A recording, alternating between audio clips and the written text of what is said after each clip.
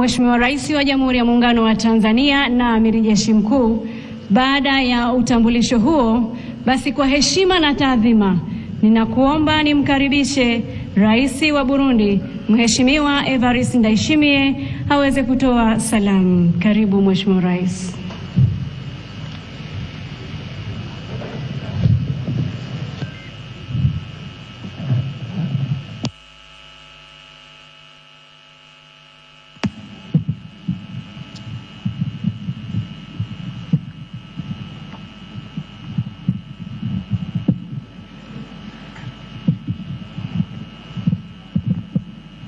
Mheshimiwa Rais wa Jamhuri ya Muungano wa Tanzania, waheshimiwa wakuu wa nchi na serikali mbalimbali, mabibi na mabwana, ni heshima na furaha kubwa kwangu kusimama mbele yako Mheshimiwa Rais na mbele ya umati wa watu wa kiwango hiki.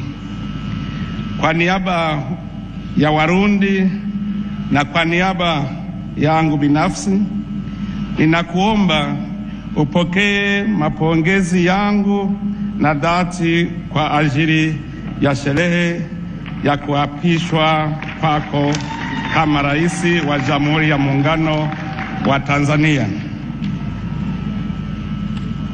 Mheshimiwa Rais,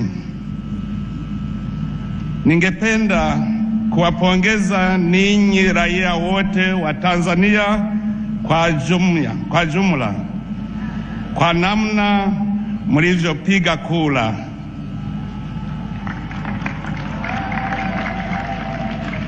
Katika ulimwengu wa leo, mnajua kwa wananchi upigaji kura ni kama mtihani. Mumefaulu mtihani, hongera sana. Tunawaahidi kama Warundi kuwa pamoja nanyi na kutumika pamoja na viongozi wenu katika harakati zote ambapo tutahitajiwa. Mheshimiwa Rais, Warundi na Watanzania ni ndugu, na undugu huyo sio kitu kilichoanza leo, bali ni kabla hata kupata uhuru. Baada ya nchi zetu mbili kupata uhuru, Tanzania imepokea na kuwahifadhi raia wengi wa Burundi, hata tunajisikia nyumbani. Kutokana na mawasiliano wa urafiki vilivyopo baina ya raia wa Burundi na wa Tanzania, furaha ya Watanzania leo ni furaha ya Warundi.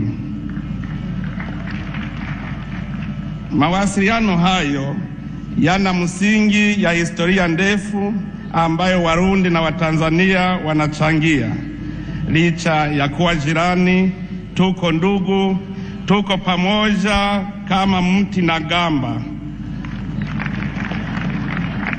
na ni mwendeo unaostahiki kuigwa na vizazi vijavyo. Mheshimiwa Rais, amani haina bei, na Watanzania mumeelewa vizuri msemo huo, kwani kutoka zaidi ya miaka 60 Tanzania iliendelea kuwa mfano wa amani na utulivu, umoja na maendeleo.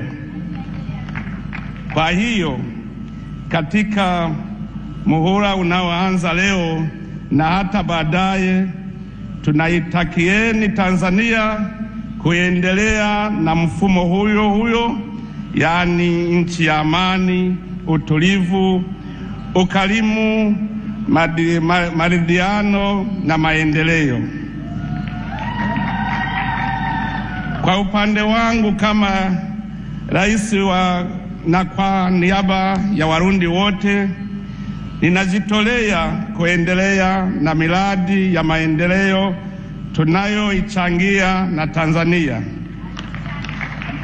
Ningependa pia kuzungumzia umuhimu wa kuzingatia na kulinda usalama wa mipaka ya nchi zetu tukitumika bega kwa bega. Vile vile ni sharti tuzingatie umuhimu wa kulinda usalama wa raia wetu dhidi ya tisho lolote linaloweza kusababisha vurugu katika kanda letu.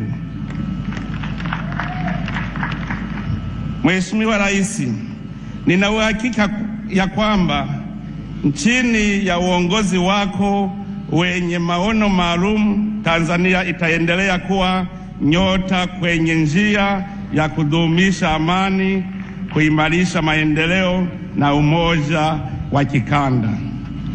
Kwa kumaliza, Mheshimiwa Rais, ninasisitiza mapongezi yangu kwa sikukuu hii. Ninakutakia tena kila laheri katika utimilifu wa dhamira ya kuwa nyota ya raia wa Tanzania hata na bara Afrika. Mwenyezi Mungu abaki nanyi wa Tanzania leo na hata milele. Asanteni sana.